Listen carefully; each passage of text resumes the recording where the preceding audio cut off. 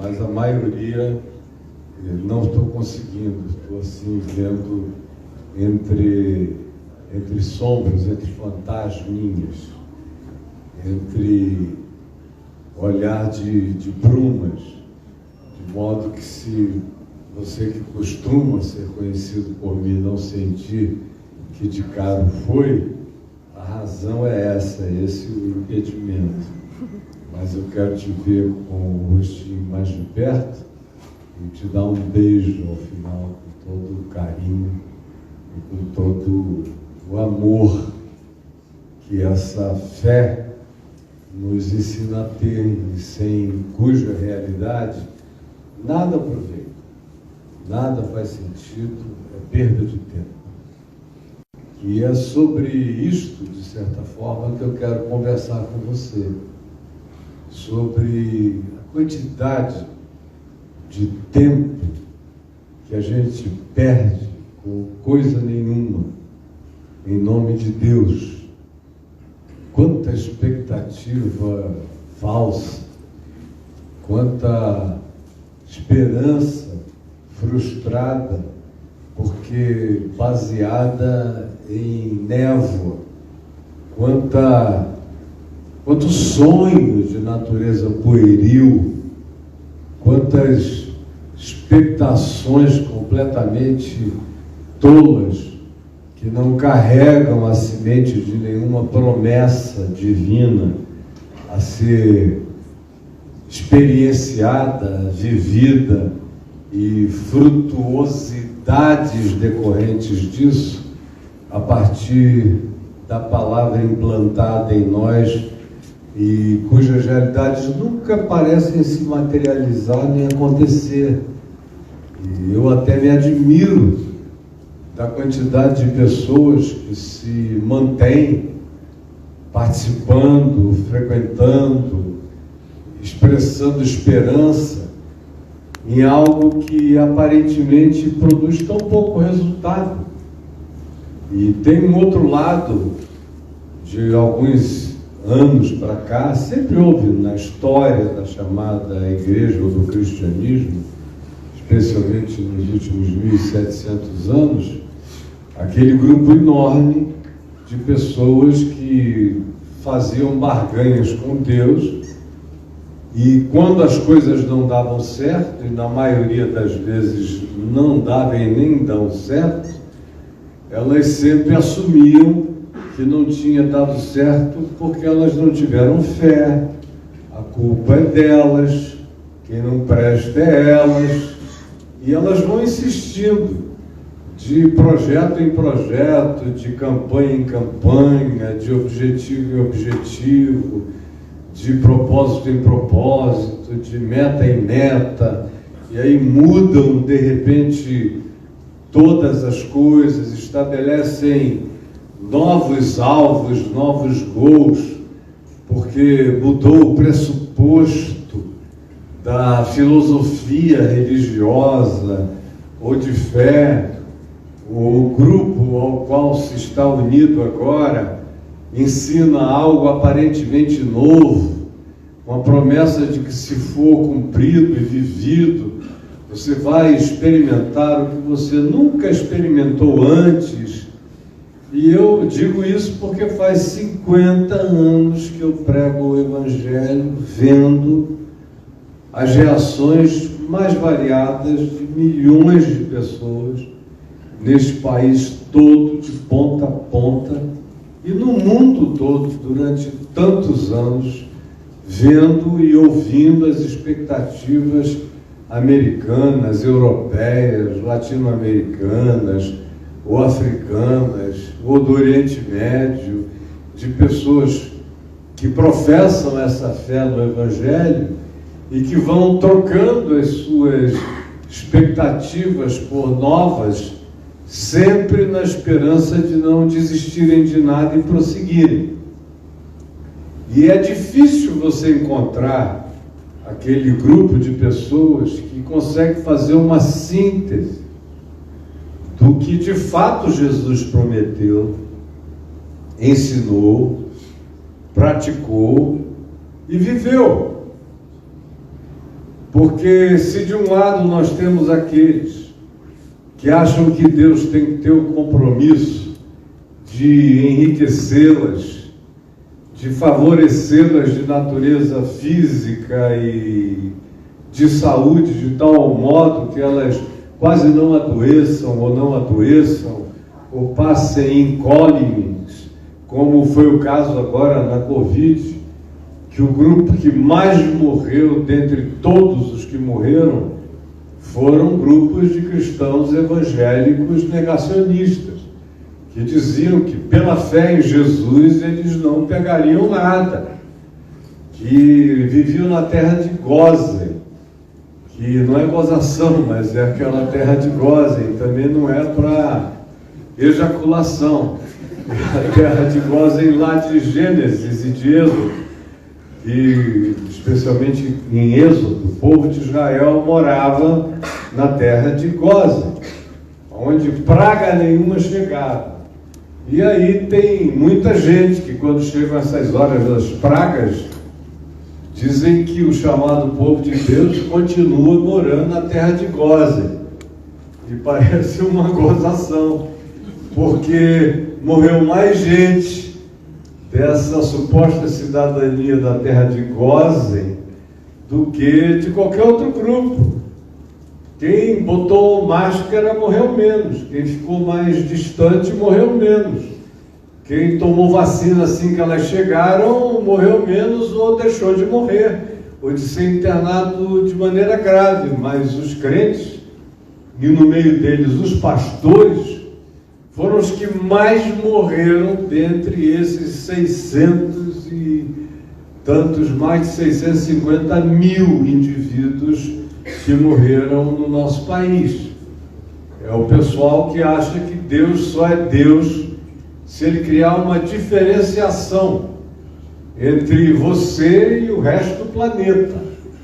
E você é ensinado a isso. Isso é adquirível através de dízimos, de ofertas, de dinheiro, de barganha, de frequência às campanhas, a tudo que se inventa como marketing de arregimentamento de pessoas, para que dali decorra a maior quantidade possível de arrecadação de fundos, porque Deus determinou que o gasofilácio dos grupos chamados de igreja são os bancos autorizados na terra a receberem o dinheiro divino, e os que são e se fizeram líderes desses grupos são os que têm a prerrogativa do controle e da determinação absoluta desses fundos divinos. Fundos divinos. E de um outro lado, você tem aquele pessoal que vai, como eu disse antecipadamente, arranjando novas razões para não desistirem. Mas a vida, tanto na perspectiva dos que fazem barganhas, quanto na perspectiva dos que tentam arranjar razões de não desistência, acaba no mesmo jeito, na frustração, na irrealização, no sentimento de malogro, de engano, de que se investiu num cassino onde as máquinas já estavam todas programadas para você perder, mas como Deus está no meio da história, mesmo se sentindo um otário, ou enganado, ou cansado, ou frustrado, ou de saco cheio, você vai encontrando razões para prosseguir, vai transferindo para um novo projeto a expectativa de que agora dê tudo certo. Dar tudo certo, como eu já disse, parece ser entrar nesta terra, neste ambiente, nesta dimensão, onde nada de desagradável, ou de trágico, ou de triste, ou de doído, ou de infelicitante aconteça a nenhum de nós. Isso é coisa para o mundo. Isso é coisa para os de fora. Isso é coisa para os descrentes. Isto é coisa para quem não frequenta o lugar da imantação de poder, que vai proteger você como uma aura que passará a cobrir e a envolver você, de modo que você terá privilégios de natureza especial.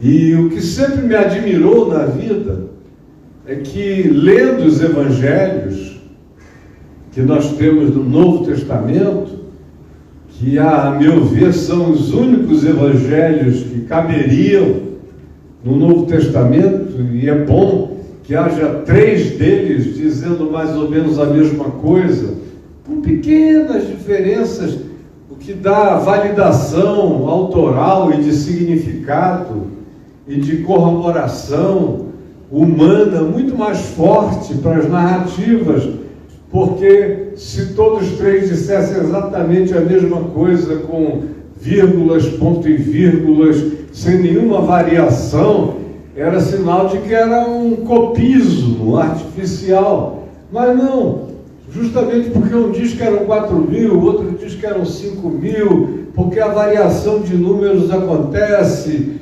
Em Mateus eram 2 endemoninhados gadarenos, em Marcos é um só, ou porque tem histórias narradas num que não são narradas no outro, e essas diferenças são os aspectos mais autenticantes, autenticadores, validadores da própria narrativa, de modo que eu sou satisfeito com esses 4 evangelhos que estão aqui, e na leitura deles, tanto quanto na leitura do que vem após eles na ordem impressa do Novo Testamento, Atos, as cartas de Paulo, e depois as cartas dos apóstolos, e até o Apocalipse, são todos textos preciosíssimos para mim, até aquelas partes que eu vejo que caíram em obsolescência,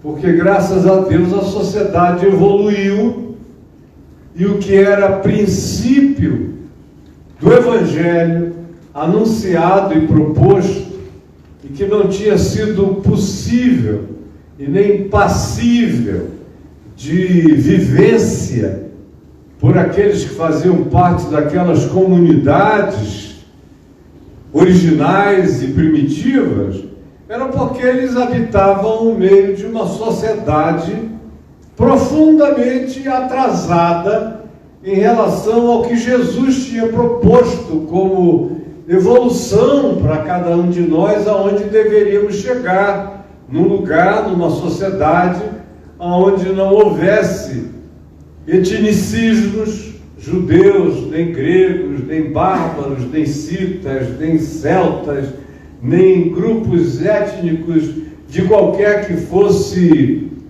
o lugar, que fosse uma comunidade onde não houvesse nem escravos nem livres, porque a escravidão tivesse sido abolida e nem um ser humano tivesse direitos sobre a vida de um outro ser humano, como era o caso dos amos e dos patrões com os seus escravos, que eram indivíduos sem direito a nada, sem qualquer dignidade a ser defendida, porque eles eram objetos. Eram como falar com a Alexia.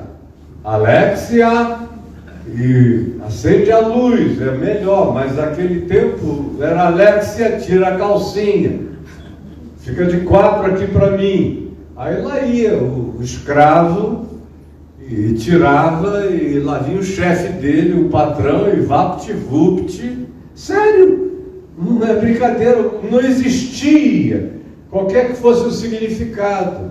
Quando Paulo, Pedro fica dizendo aos amos, tratem bem não explorem, não maltratem, não abusem dos escravos de vocês, era o melhor que ele podia dizer naquele ambiente, naquele contexto. Mas Paulo já dizia, porque em Cristo não pode haver nem judeu, nem grego, nem escravo, nem livre, nem bárbaro, nem celta, nem qualquer diferenciação, nem homem, nem mulher, nem sexismos, nem coisa alguma. Embora aquelas comunidades ainda fossem sexistas, o homem tivesse domínio sobre a mulher, o patrão fosse dono do seu escravo, com todas as maldades possíveis de serem realizadas, exceto se a consciência dele se convertesse ao Evangelho, ele se tornasse um dono daquele patrimônio, daquela commodity, daquela mercadoria, mais carinhoso, mais cuidadoso, um pouco mais humano, que já era uma santificação naquele meio, naquele processo, onde o marido não abusasse da mulher e a mulher, de tão maltratada, não se tornasse um ser raivoso, amargurado e submisso, de tão machucada e abusada que era. Até esses conselhos obsoletos dos apóstolos eram sublimes para a época, eram libertários para a época. Eles já não tem mais vigência. A CLT já acabou com a maioria deles, a Constituição, as práticas e as jurisprudências e tudo mais, de modo que eu já nem os leio na perspectiva de que a aplicação seja objetiva. Eu continuo a ler apenas colhendo o espírito de qualquer coisa que signifique superioridade de uns sobre os outros, ou supostas dominações de uns sobre os diferentes, ou como palavra contra o preconceito, todas essas coisas. Mas o Evangelho e as cartas dos apóstolos não dão margem a que nenhum de nós nutra essas falsas expectativas de existência que acontecem sem dor, sem calamidade, sem choque, sem diferença, sem embate, sem conflito, sem fraqueza, sem tristeza, sem perda, de modo nenhum. E nem tampouco nos ensina que devemos ficar movendo os marcos, mudando o pensamento, recebendo novas revelações. Não, agora tem uma nova revelação que vai fazer tudo ser diferente na minha vida. Eu não consigo entender como tem gente com alguma lucidez até que adapta a vida a esse tipo de processo. Eu não conseguiria viver nisso tempo nenhum da minha vida. Em momento algum desses 50 anos, isso fez parte da minha existência. Ao contrário, eu vivi para contrariar esses pressupostos dos últimos 50 anos. Quando disseram que o indivíduo que fosse muito consagrado não ficava doente, eu escrevi um livro chamado Tá Doendo, há muitos anos atrás.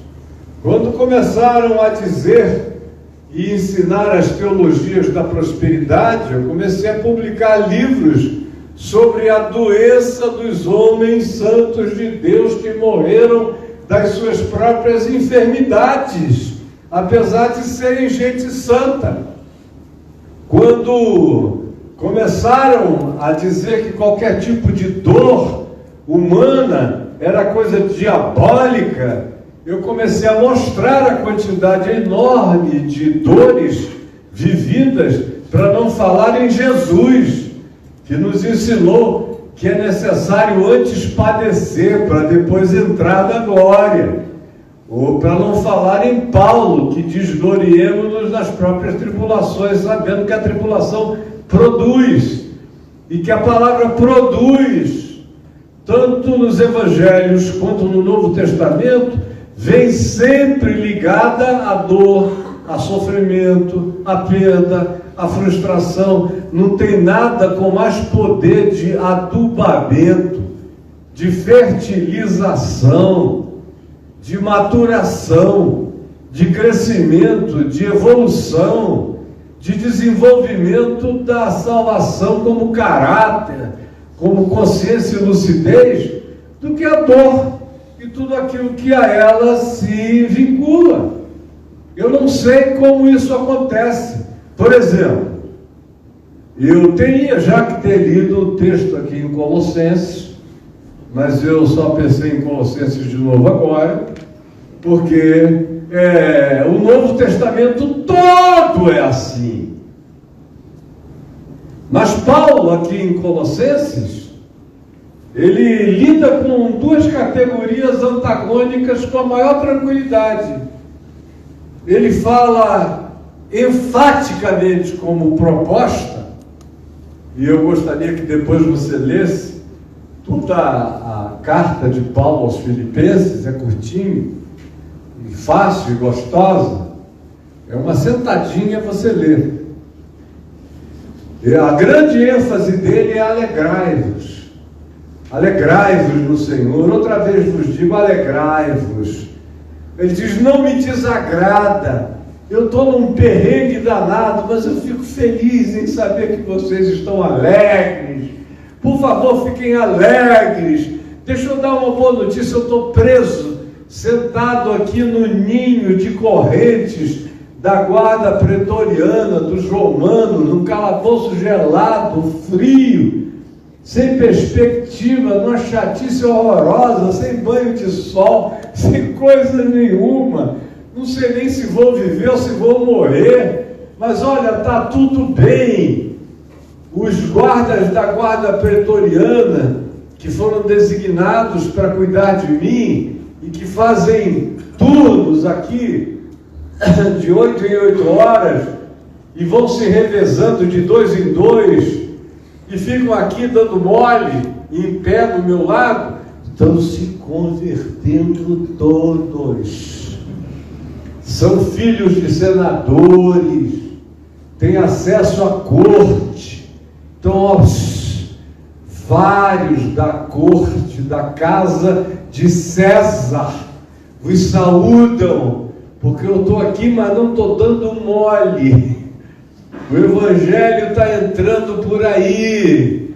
Então eu digo a vocês, as minhas prisões só têm contribuído para o benefício do Evangelho. Por isso, alegrem-se. Agora, ele está num perrengue danado.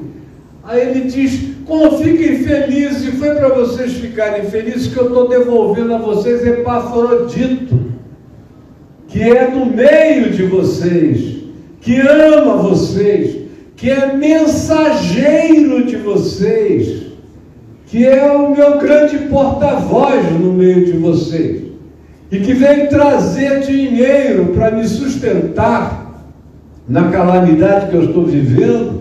E no caminho daí para cá ele adoeceu, quase morreu, ficou aqui moribundo, trazendo o recurso que vocês me enviaram, e Deus o salvou, em meio a muita oração. Para quê? Ele diz, para que eu não tivesse tristeza sobre tristeza, mas eu vos o devolvo a vós outros, para que vos alegreis com a chegada dele. Alegrem-se. Olha com que? Com a chegada de um cara que sobreviveu. Esse é o motivo da alegria. Não é porque ele está levando tesouros e riquezas e promessas, não. Ele está voltando vivo. Alegrem-se. Porque se vocês se alegrarem, eu vou ficar alegre. Aí ele entra no capítulo 2, dizendo, tende o mesmo sentimento que houve também em Cristo Jesus, o qual, subsistindo em forma de Deus, não julgou com usurpação ser igual a Deus, antes a si mesmo se humilhou, assumindo a forma de servo, sendo reconhecido como uma figura humana, foi obediente até a morte, e morte de cruz, pelo que Deus o exaltou e lhe deu o nome que está acima de todo nome, para que ao nome de Jesus se dobre todo o joelho no céu, na terra e debaixo da terra, e toda língua confesse que Jesus Cristo é o Senhor, para a glória de Deus o Pai. Por isso, irmãos, desenvolvei a vossa salvação, aprendam a ser gente. Se ele, que era ele, se esvaziou de tudo, e a glória que ele escolheu foi se tornar gente, como alguém já disse certa vez, que se perguntassem a Deus: Senhor, quando o Senhor crescer, quem o Senhor quer ser? Ele diria: quero ser Jesus de Nazaré. Como Jesus disse a Filipe: Filipe, há tanto tempo estou convosco e não me tendes conhecido. Quem me vê a mim, vê o Pai. Como dizes tu, mostra-nos o Pai. Não crês que eu estou no Pai, que o Pai está em mim? As palavras que eu vos tenho digo, não as digo por mim mesmo, mas o Pai que permanece em mim faz as suas obras. Esse é o ápice, é ficar parecido com Jesus, é ir ficando a cara dele, com o jeito dele, com o espírito dele, com a resiliência e a perseverança dele, com a sabedoria, com a vida, com a alegria, atravessando a tribulação, contemplando firmemente, para além da dor, a alegria eterna da transcendência da ressurreição. Aí, depois de falar sobre isto, ele diz: olha, irmãos, eu estou falando tudo isso aqui, mas não é porque eu tenha, por alguma razão, alcançado a perfeição. Ao contrário, quem está dizendo isso é um cara que tem os seus achaques, as suas dores, as suas aflições, as suas perdas, os seus vazios, as suas tardes e dias e semanas tristes, que conhece infelicidades, que conhece o poder da rejeição, da traição, do abandono, que experimenta a possibilidade do ensoberbecimento. Por isso também me foi posto um espinho na carne, para que não sejam as grandezas das revelações de Deus que me façam perder o significado da realidade, pelo que eu agradeço, porque é melhor experimentar o que quer que seja, mas não deixar de viver um dia sequer a consciência da graça de Deus, porque eu sei que o poder dele, não o poder político, o poder econômico, o poder financeiro, não, isso pertence àquele que disse: tudo isso eu te darei, se mostrares a bundinha, se prostrado me adorares. Não! Poder de Deus para fortalecer, para nos colocar em pé, para nos dar força para aguentarmos tudo, que não nos poupa de nada, mas nos salva de tudo até morrer. Não que eu julgue ter alcançado a perfeição, não alcancei não, mas esquecendo vacilos, esquecendo as coisas que para trás de mim ficam, ou não me deixando amargurar com tristezas, com traições de qualquer que seja a natureza, eu prossigo para o alvo, para o prêmio da soberana vocação de Deus em Cristo Jesus. E aí ele insiste nisso, irmãos. Não é que eu tenha alcançado, mas essa é a minha vocação, é passar por cima de mim mesmo, vencer a minha relatividade, ir adiante. olhando para esse prêmio sublime, transcendente. E aí ele, depois de falar isso, diz: não percam o tempo olhando para os cães, para a falsa circuncisão, para esse pessoal que quer que vocês gastem a vida discutindo dogma, doutrina, tamanho do prepúcio do pinto, se faz fimose ou não faz fimose, que é a circuncisão. Deus gosta de pinto cortado, então vamos cortar a pele do pinto, que o Senhor adora ver um pinto descabeçado. Então, não precisa, deixa a pelanca, só lava direito, olha só o papo. Irmãos, deixem os cães para lá, esse pessoal que gosta de lamber, de toda hora vê um cão, larguem os cães, esses seres que mordem, que a única coisa que sabem fazer é maltratar, é machucar, é impor, é determinar projetos que não têm absolutamente nada a ver com o Criador do universo, que criou todas as coisas, mas tem uma fixação em pinto, que precisa ser objeto de análise de natureza freudiana, porque é o Deus do prepúcio.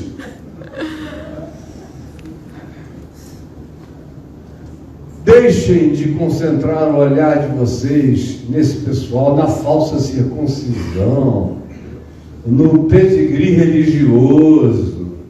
Porque se alguém tem pedigree aqui, não são vocês, sou eu, que sou hebreu de hebreus, que sou genuinamente da tribo de Benjamim, que foi circuncidado ao 8º dia, segundo o melhor das determinações da lei. Eu, que sobressaía em muitos da minha geração no conhecimento teológico, eu que era fariseu, membro da seita mais religiosa já inventada pelo judaísmo, eu é que podia me vangloriar, mas eu considerei tudo isso bagulho, considerei caca, estrume, considerei bosta de cavalo, para fazer só adubação, adubamento, para colocar em volta das boas sementes. E ele diz: o que podia ser a minha maior glória, eu considerei nada, refúgio para encontrar a Cristo e ser achado nele, mantendo comunhão com a cruz, com os seus sofrimentos, recebendo os benefícios da cruz, que são benefícios de perdão de pecado, de paz absoluta com Deus, de solução total da minha própria relatividade, tendo comunhão com o está consumado, com o tetelestai, com o está tudo pago, segundo Jesus pronunciou, comunhão com a realização, com a consumação, com o fim do mundo contra mim, que foi o que a cruz de Cristo realizou. Eu quero manter comunhão com o benefício auferido por Jesus em meu favor, e manter comunhão com a sua ressurreição, com a sua transcendência, com a sua incorruptibilidade. Isso é comunhão com a ressurreição de Jesus, é já me fazer um com a transcendência, é me deixar assentar nos lugares celestiais em Cristo Jesus, transcendentemente. Ele diz: é isso que eu busco, é isso que eu quero, esse é meu tesouro, essa é minha vocação, essa é minha herança, essa é minha evolução. Se eu não evoluir nessa direção, não tem nada acontecendo em mim. Mas quero manter comunhão com os seus sofrimentos, para eu mesmo experimentar uma ressurreição superior. Não estou buscando imortalidade, eu já sou habitado pela vida eterna. Imortalidade é coisa para vampiro. Eu sou o ser da vida eterna. Morre e não morre. Morrer para mim não diz nada. Ele mesmo diz, escrevendo aos Filipenses, porque para mim o viver é Cristo e o morrer é lucro. Quer pois vivamos ou morramos, nós somos do Senhor. Eu quero essa absorção, essa transcendência, carregar isso no peito, andar aqui por onde vocês andam, levando isso. Verdadeiros alienígenas, pertencentes à cidadania terrestre. Mas, como ele diz aos Filipenses, a nossa pátria está nos céus. Nós somos só uma colônia temporária de Deus aqui, mas nossa pátria não é aqui, nem as referências do nosso ser estão aqui. Nossa pátria está nos céus. Aí ele vem baixando a bola um pouquinho mais e fala de novo outra vez em tristeza. Tristeza sobre tristeza. Mas eu peço, alegrem-se, alegrem-se. Dói às vezes, mas tem uma alegria maior, que é filha da transcendência, que é filha da ressurreição em mim, que é fruto dessa certeza absoluta de que é assim mesmo. A gente sofre, a gente tem limitações, a gente sofre correções, a gente experimenta abandonos, a gente tem dores, mas faz parte. E se o nosso coração está tomado pelos significados superiores, se nós somos cidadãos dessa pátria que remunera o ser com glória, com incorruptibilidade, então nós já somos vencedores de todo esse processo. A isso nos levaria a pensar em 2 Coríntios 9, 10 e 11, onde o cara descreve aquelas narrativas de azarão, né? Você entra lá, anda pela estrada, é pau para cá, pau para lá, assalto, gente que pegava ele, maltratava, levava o que ele tinha, era roubado, pegava carona com alguns irmãos, de repente descobria que era todo mundo só treta e engano, falsos irmãos, e fome, e nudez, e perigo, e espada. Ele descreve uma miséria boa para alimentar o pessoal da teologia da prosperidade. Olha só, quando você crescer e ficar íntimo de Deus, você provavelmente vai viver de modo tão apaixonado que o pau vai cantar em você, que você vai ter que cantar com o pau em cima de você. Ou 2 Timóteo, no capítulo 4, que é outra descrição de prisão. Terrível. Aí ele diz, todo mundo me abandonou. E o cara estava velho. Estava chegando ao fim da vida. Sem ninguém. Aí ele diz, Demas, amando o presente século, foi embora. Foi cuidar de pegar quem ele queria por aí, de viver a vida que ele tem tendência de viver, e ela me largou aqui. Tem uma quantidade enorme de outros amigos dos quais eu nunca mais ouvi dizer qualquer coisa, que me esqueceram e não aparecem. Quando eu fui levado a juízo, a igreja não apareceu. Quem apareceu foi Alexandre o Latueiro, que era membro da igreja e deu falsos testemunhos contra mim. Enquanto todo mundo que me conhecia por ali ficou calado e ninguém teve a coragem de dizer: não, não é assim, não é verdade. Que o Senhor perdoe o pecado deles, não lhes atribua essa falta. Mas o Senhor esteve comigo e me salvou da boca do leão. Quanto a mim, o que eu estou olhando o dia inteiro é para a coroa da vida que já me está designada, a qual o Senhor, o reto juiz, dará a mim, não somente a mim, mas a todos quantos amam o encontro e a vinda dele na nossa vida. Aí ele diz: somente Lucas está comigo, e eu estou com frio danado. Quando você vier para cá, Timóteo, passa na casa de Carpo, traz a capa que eu esqueci lá, porque está ruim aqui, demais de tanto frio.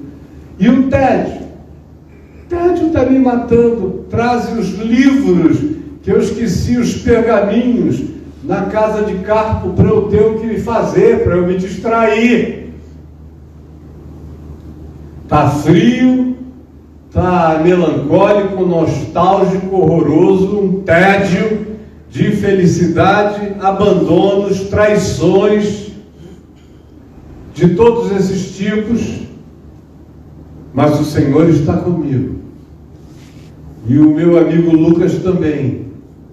Quando você vier, traze esse ânimo de natureza pequena, porém completamente necessária para manter a saúde mental.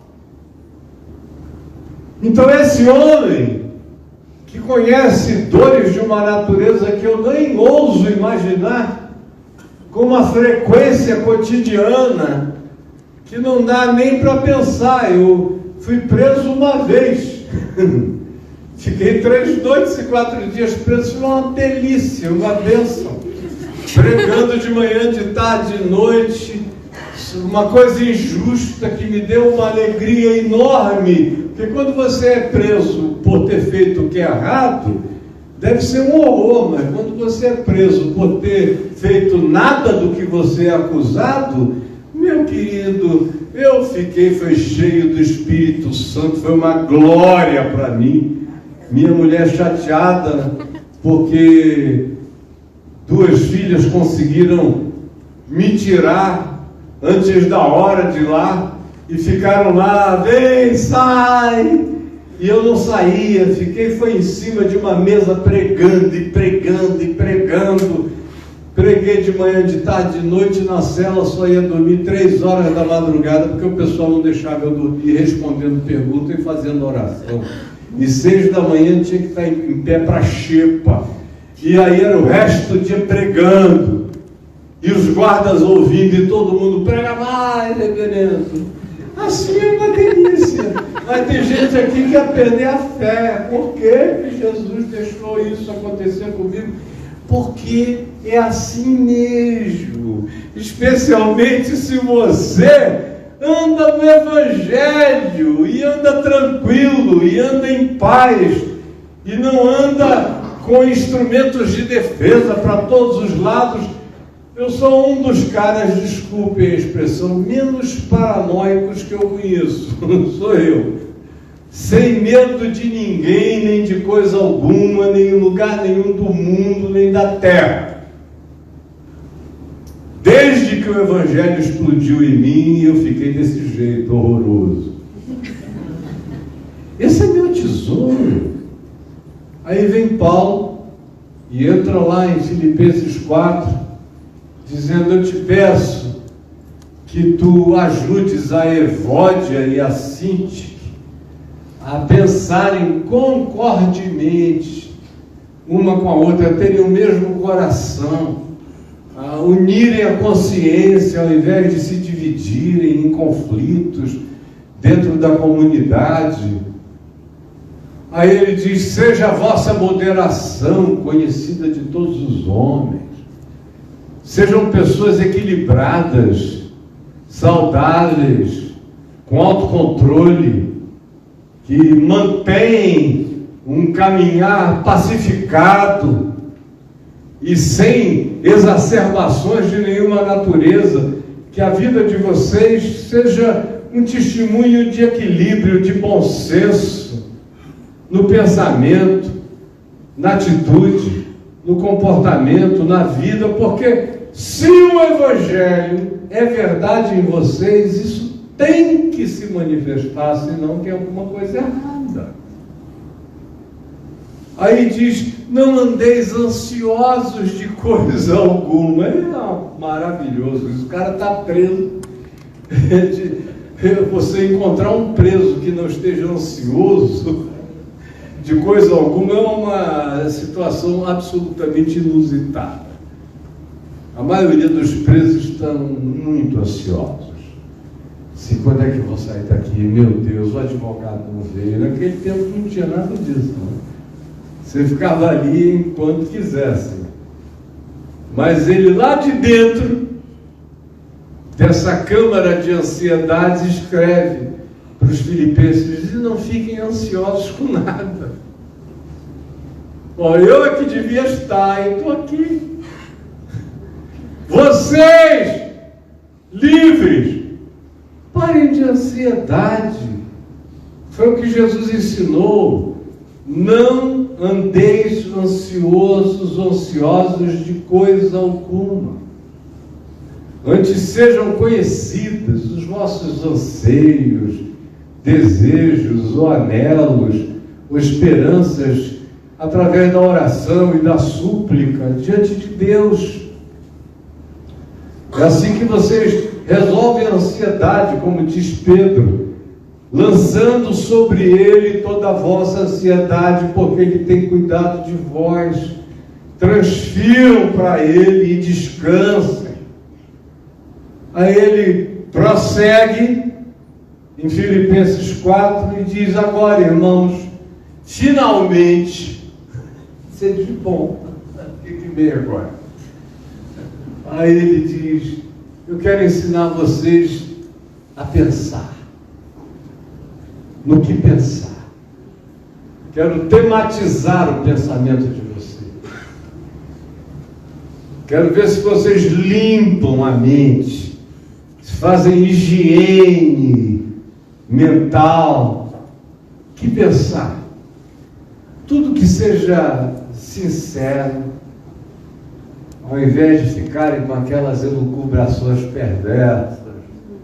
Será que pegou? Será que não pegou? Meu Deus, ela deu ou não deu? Ele comeu ou não comeu? Ele meteu a mão ou não meteu a mão? Tudo que seja sincero, tudo que seja puro, tudo que seja de boa fama. Eu passo o dia ouvindo porcaria. Se eu guardasse as porcarias que eu ouço em mim, eu hoje ganharia concurso de porco. Podia me botar no chiqueiro que os porcos estão menos atingidos do que eu. Com a contaminação estariam. Porque eu ouço muita porcaria. Todo mundo vem para mim ou despejador ou porcaria.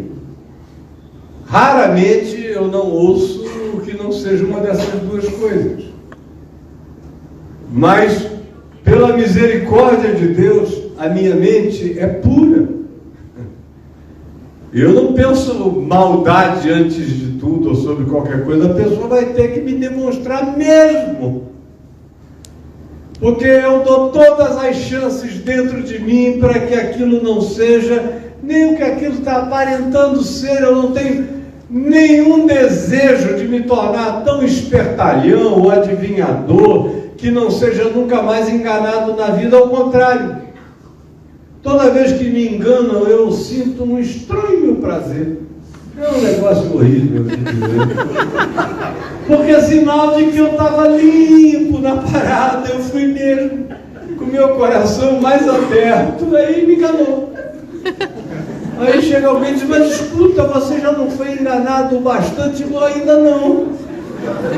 Até o último dia da minha vida eu prefiro ser enganado do que nunca mais ser enganado na vida, porque aprendi a desconfiar de todo mundo.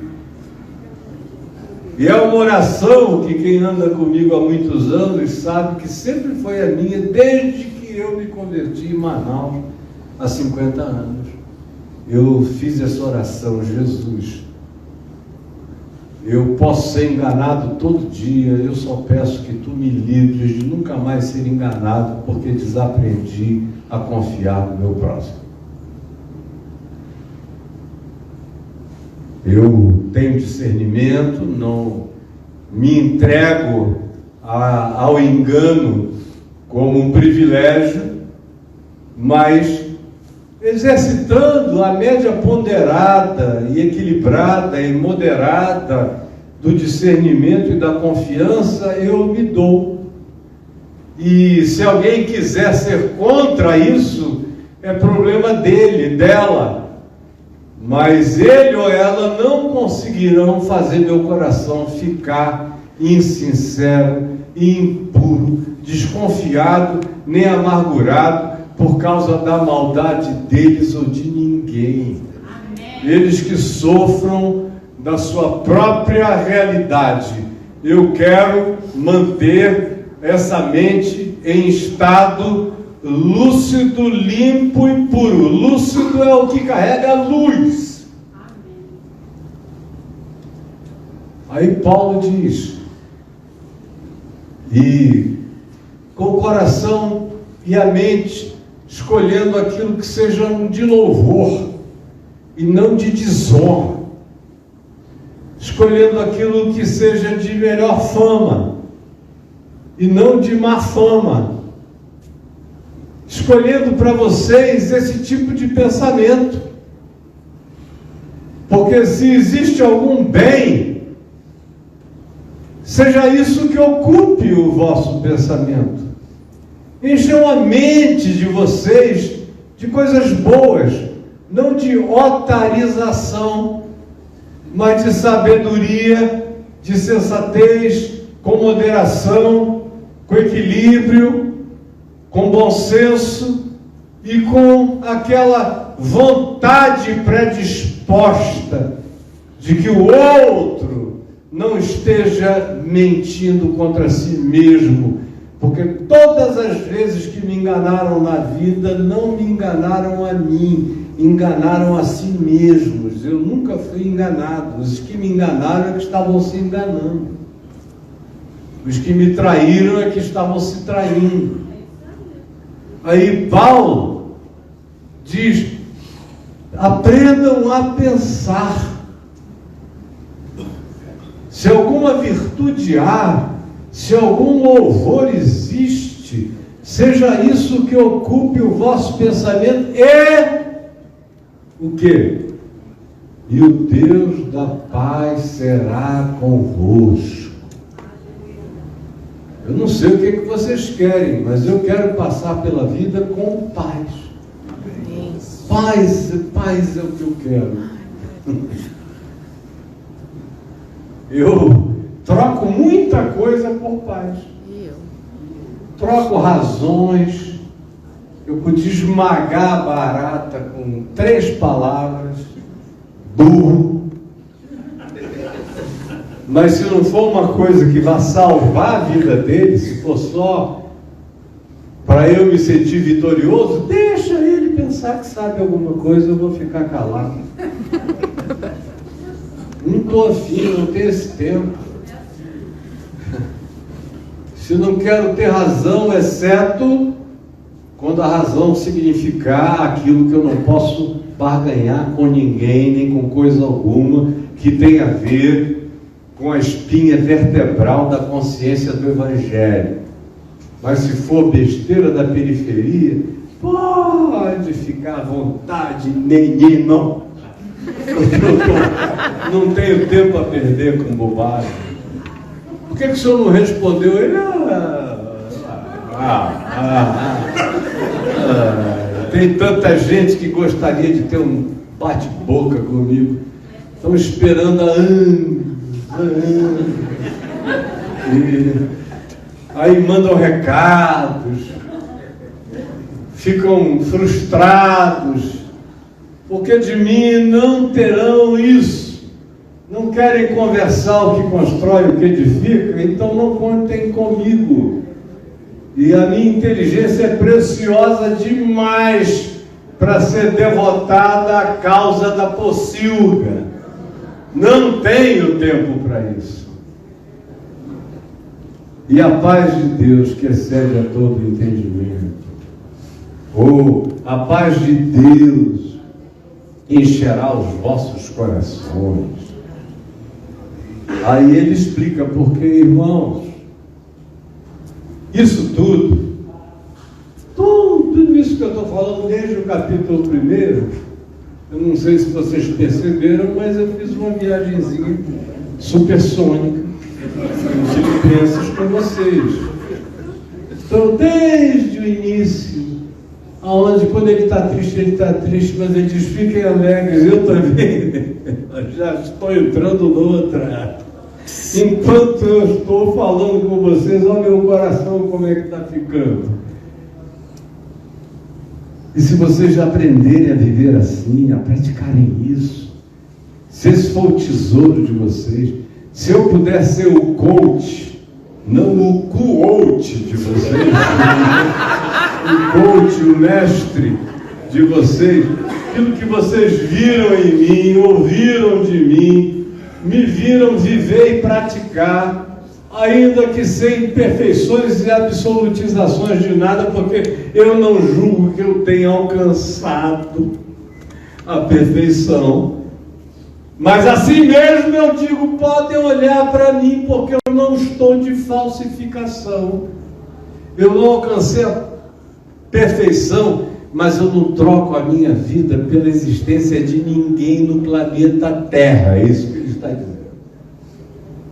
Podem olhar para mim, porque vocês vão ver um cara que está comendo, bebendo o maná e metendo a língua no mel que escorre da rocha,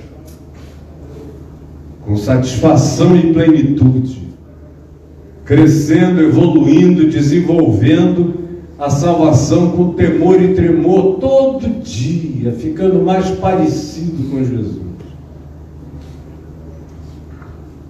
E então, vocês vão experimentar a paz de Deus.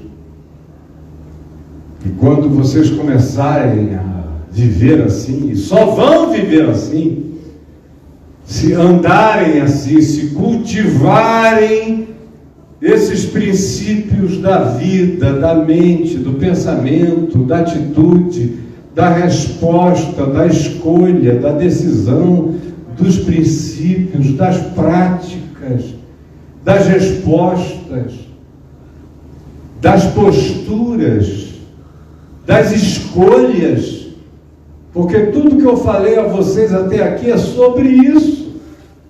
Se ninguém entendeu ainda, eu desisto. I rest my case.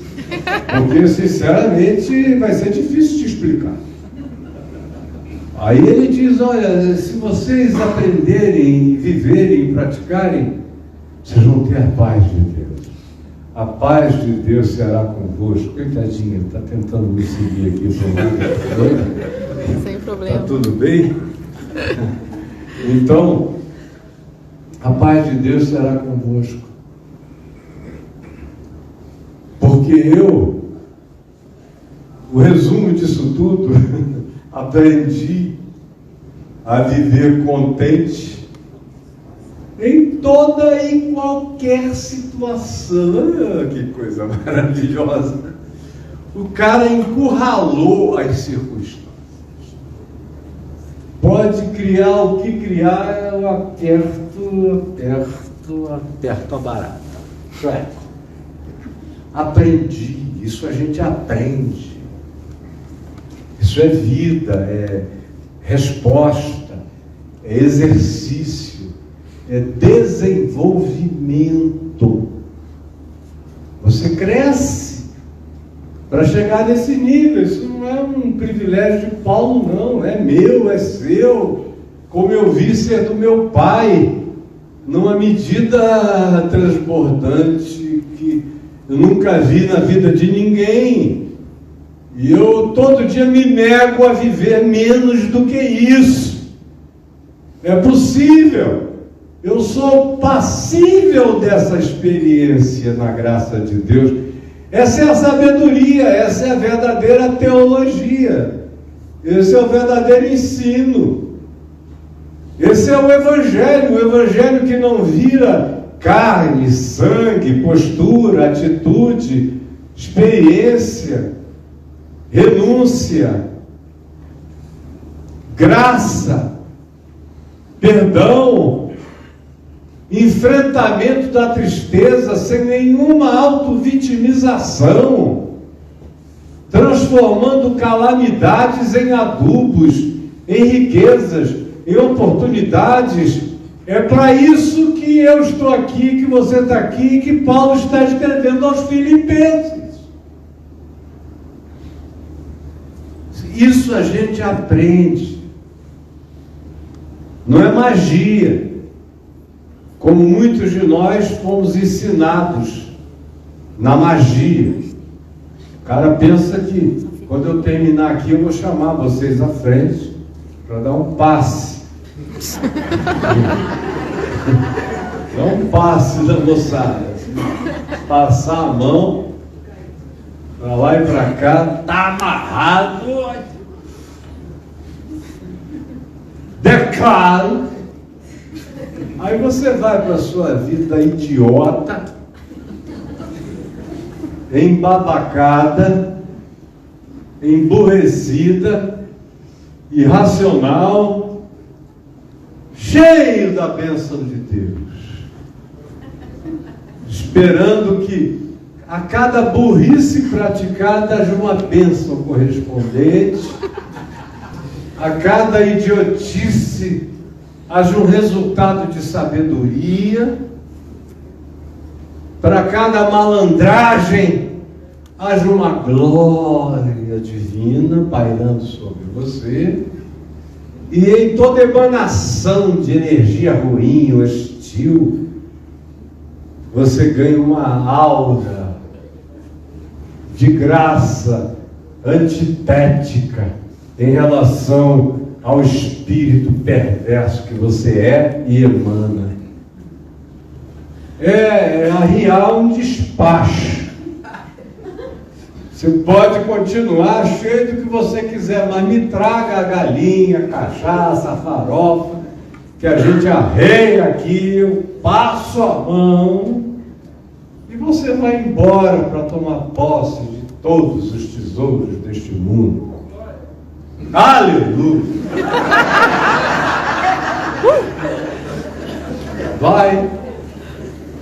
Vai morrer de adoecimento mental, espiritual, emocional, afetivo, psicológico. Eu tenho que ir numa terça-feira da reconciliação de casais em algum lugar. Vai ter que procurar, enfim, algum lugar que prometa a suspensão de realidades. A realidade está custando dinheiro. Se você botar muita grana, a gente suspende a realidade e passa a viver na bênção do negacionismo. Negacionismo é um positivismo para os idiotas. É o negacionismo. O cara declara, e aí depois que ele nega, porque Jesus gosta que a gente negue, eu nego, eu não aceito, eu desprezo. Em nome de Jesus, não aceito. Aí é tudo que o diabo gosta. Não aceita não, que eu vou te comer na esquina, seu idiota. Vou te pegar lindo.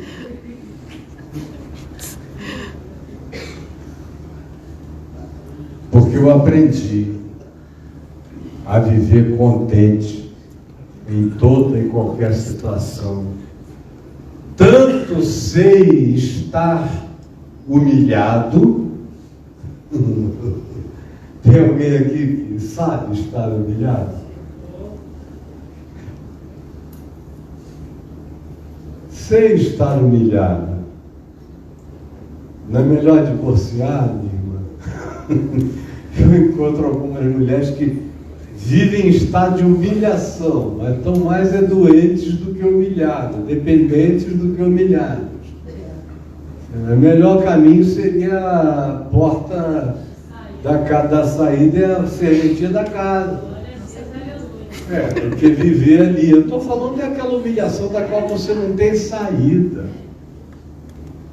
Aprendi a estar humilhado, é preso, acorrentado. Não tem como sair dali, desconsiderado, descrido, abandonado, traído. Tanto sei estar humilhado, como sei ser exaltado, o que é muito mais difícil. A maioria surta, fica doida. Você não pode dizer ou afirmar qualquer coisa de natureza mais elevada ou positiva que o cara diz, tem razão. Até os anjos estão embevecidos, aleluia.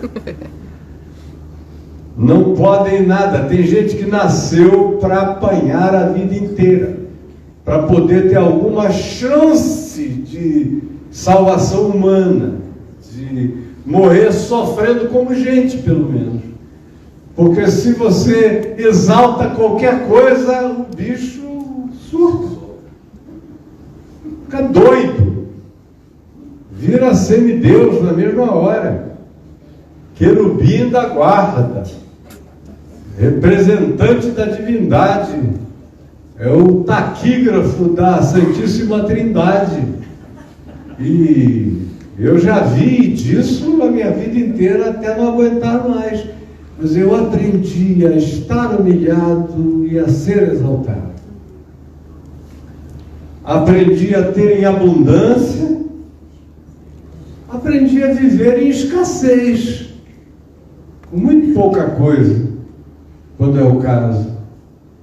De tudo e de todas as coisas eu tenho experiência. Tudo posso naquele que me fortalece. O que também é um dos versículos mais mal entendidos do Novo Testamento. O cara pensa que é um passe mesmo, um passe para os pastores evangélicos, no Planalto, um passe, como eu vi vários pastores dizendo, fomos incumbidos e os prefeitos vão ter que vir pedir dinheiro na nossa mão. É o sonho dos caras. Eles pensam que isso é tudo posso naquele que me fortalece. Quem é que está te fortalecendo? É o ministro que disparou a arma ontem sem querer no balcão da Latam e atingiu a gol. Isso é tal profecia. Atinge o balcão da Latam e quase mata alguém na gol. É bem a cara desse governo. Atira para um lado e atinge para o outro. É uma coisa linda. Aprendi a viver contente em toda e qualquer situação. Tudo posso naquele que me fortalece. Posso aguentar qualquer barra, até mesmo a barra da glória humana. Não surtarei em nome de Jesus. Amém. O Senhor é o meu pastor e eu não surtarei. Amém.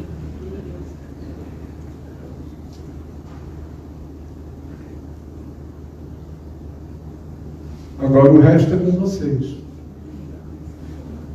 Foi o que Paulo disse. Agora vão viver, né? Vão viver. Olha, se, sinceramente, a única coisa que alguém aprendesse na vida fosse apenas essa que eu falei aqui, eu não sei em quantos minutos, já tem 1 hora? 1 hora e quanto? 1h10, mais ou menos. Por aí. É um tempo curto para solucionar a vida do mundo inteiro.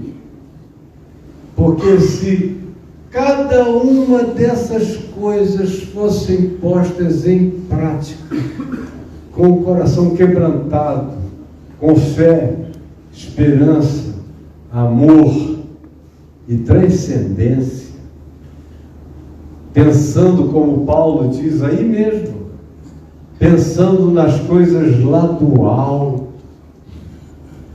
não das que são aqui de baixo, mas tendo a referência da transcendência, de que minha glória, minha coroa, minha recompensa, minha vocação, tudo isso estão para além dos horizontes imediatos, onde a bagaça é assim mesmo. E quanto mais você tenta viver justa, pura e piedosamente em Cristo Jesus, mais você não é compreendido, não é processado, no sentido de que não é alguém que passa a fazer sentido para o olhar do próximo. É estranho, mas quanto melhor você se põe, quanto mais parecido com Jesus você vive, mais chance do enfrentamento, da oposição, do perrengue, da inveja, do desejo perverso, porque a prática da bondade é profundamente provocativa, porque a maioria se sente aviltada com a bondade, provocada, se sente humilhada. A fé faz um mal imenso a um monte de gente.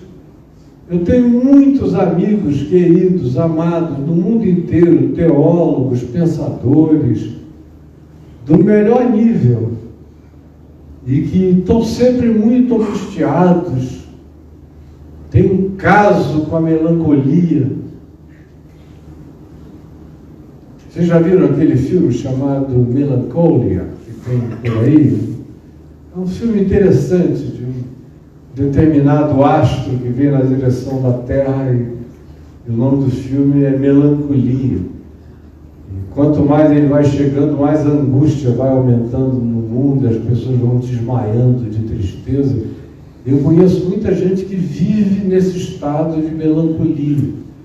Não é porque falta dinheiro, não é porque falta nada do que seja materialmente essencial. Não. É de tanto pensar. Pensa sem fé, pensa sem esperança, pensa sem amor, pensa sem transcendência, pensa sem comunhão com os sofrimentos de Cristo, onde tudo já está consumado e pago, pensa sem a alegria da ressurreição, pensa sem a cidadania da pátria que está nos céus, pensa sem a certeza da superior ressurreição, fará de mim igual a Cristo, vitorioso sobre a morte, e que me cristificará, me fazendo herdeiro de Deus no universo, nos multiversos, aonde quer que haja existência.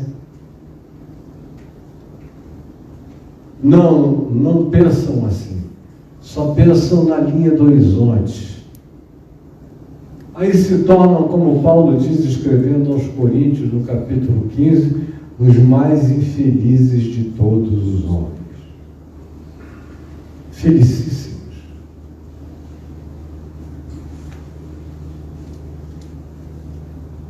Agora é com vocês. Eu recomendo que vocês peguem essa palavra, está gravada, ela não foi jogada assim ao vento, está gravada. E ouça, e ouça, e ouça, e ouça, e ouça, e pratique. Sem medo da antítese. A gente pode ser profundamente feliz mesmo em meio a tristezas. A gente pode ser habitado pelo poder de Deus, mesmo estando condicionado à fraqueza de uma cela. A gente pode viver com o coração cheio da melhor companhia, apesar de não enxergarmos tanta gente, nem conosco, nem à nossa volta. Se o coração tiver no chão essa base e essa projeção de transcendência habitando o ser, aí a gente fica invencível mesmo. É o que Paulo diz em Romanos 8. Quem é que vai aparecer? Né? É a pergunta de Paulo. Se Deus é por nós, quem será contra nós?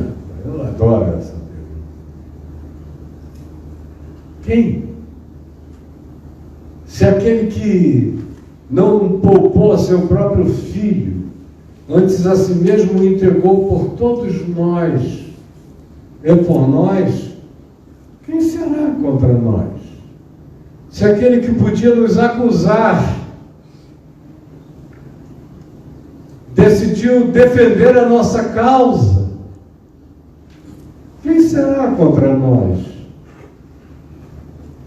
Crendo assim, ande com desassombro, porque nem morte, o cara que diz que crê nisso tudo, mas morre de medo de morrer. É uma contradição de termos, não é? Se eu não cresce em nada disso, é que eu talvez morresse de medo de morrer, ou nem tanto, porque antes de crer assim, eu vivia pensando em me matar. Porque eu mergulharia no zero absoluto, no coisa nenhuma, e acabou. Mas crendo assim, a morte vira só um portal para mim. Quer vivamos ou morramos, nós somos do Senhor, porque para mim viver é Cristo.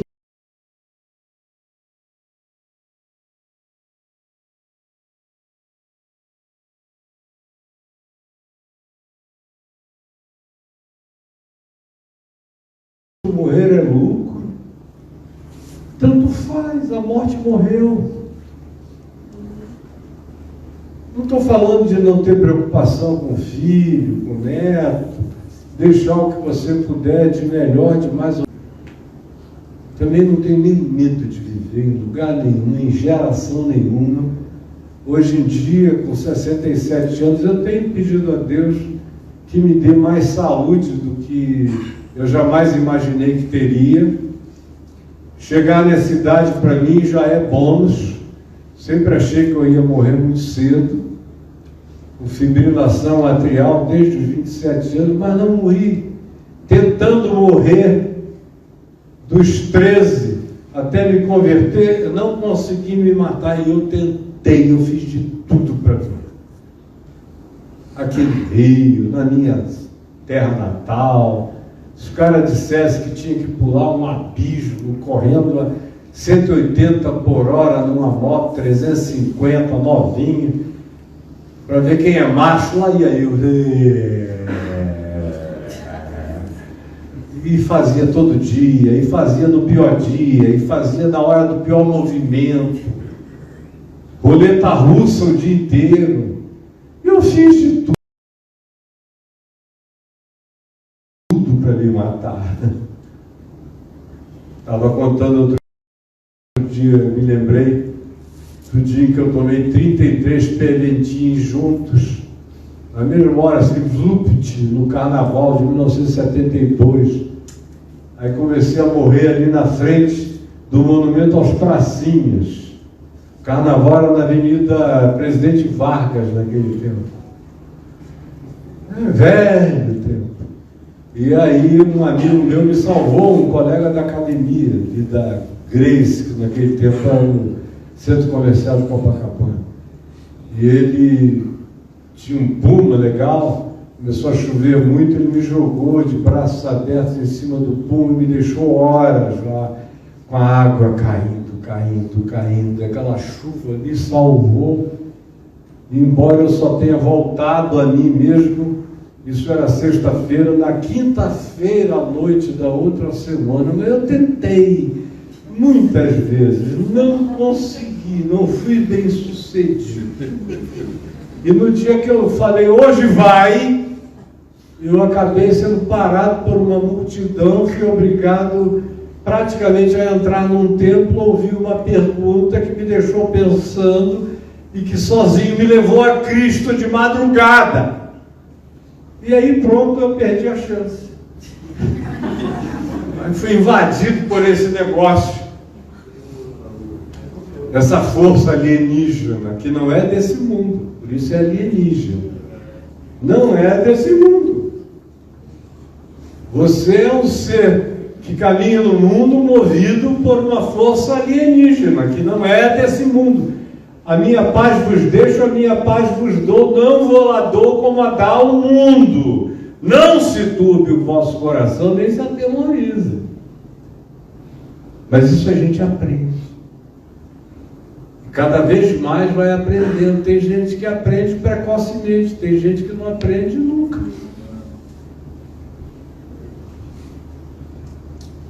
Não sabe fazer síntese da contradição e ver que é na contradição e é na tensão que a gente cresce.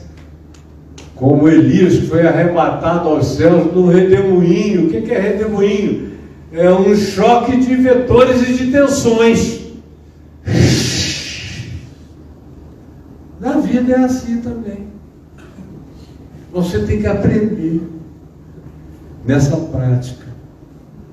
Eu vou parar, eu prometo. E aí ele conclui dizendo que o Deus da paz, o Deus de toda paz, talvez seja a hora de ler um versículo, pelo menos. Por aqui, né?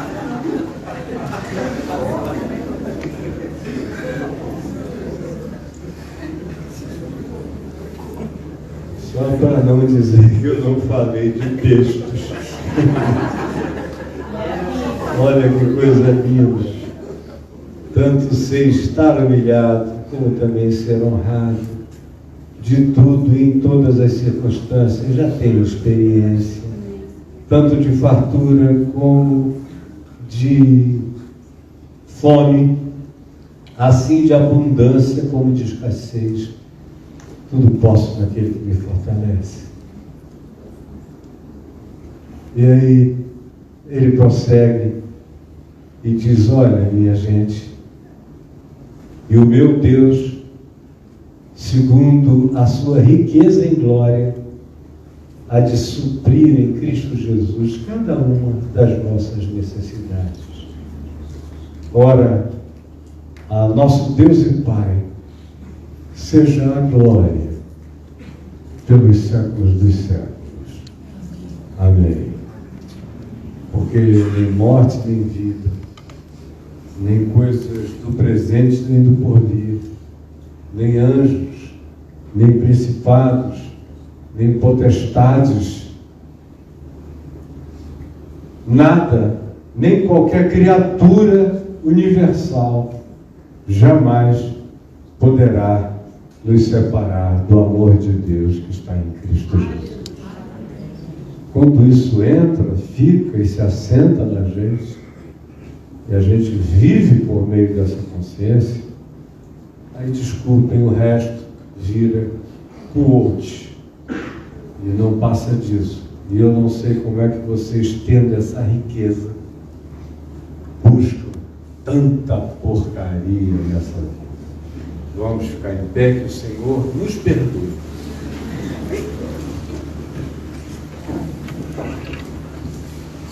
De termos tanto e aproveitarmos tão pouco. Vamos olhar para dentro do coração. Eu não sei se o pessoal da música vai chegar até aqui. Se vocês forem chegar, agora é a hora. Também não sei se querem cantar alguma coisa, tem a ver com o que foi falado aqui. E eu não sou bom disso. Eu falo até demais, mas não me peça para me lembrar de uma música a respeito do assunto que não é o meu caso. Mas eu quero te agradecer, Jesus, por essas pessoas que vieram aqui e que de bom grado ouviram a tua palavra através de Paulo e através de mim. E eu peço que não tenha sido uma mensagem, mas que seja um programa de vida, de existência, de consciência, de reeducação mental, espiritual, emocional, de atitude, de comportamento, de escolha. Ajuda-nos a andarmos pela fé e não por impressões, por sensações, por sentimentos ou por falsas expectativas. Obrigado por estarmos aqui. Tudo que passar disso é bônus. E dá-nos um coração grato, firme, forte, maduro, desenvolvido na salvação de Cristo Jesus, desenvolvido no Evangelho, consciente e experiente na paz de Deus, que excede a todo entendimento e a toda circunstância. É o que eu te imploro, em nome de Jesus. Amém.